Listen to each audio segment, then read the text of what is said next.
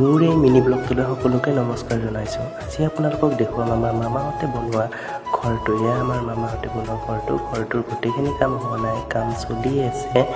মানে গোটেই টাইলছখিনি লগোৱা হৈছে, বাকী মিস্ত্ৰীও লাগি আছে, কামখিনি গোটেই শেষ হোৱা নাই। আপোনালোকক ঘৰটো কিছু অংশ দেখুৱাবলৈ লৈছোঁ।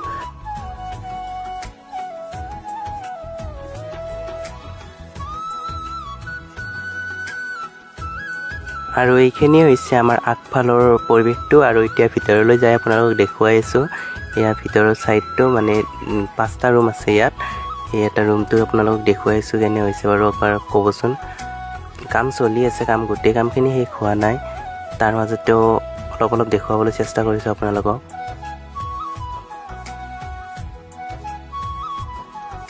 আজিলৈ ইমানেই আছিলে আৰু দীঘলীয়া নকৰোঁ, যিহেতু গোটেইখিনি কাম শেষ হোৱা নাই। যেতিয়া গোটেইখিনি কাম শেষ হয় আপোনালোকক ভালকৈ ঘৰটো দেখুৱাম।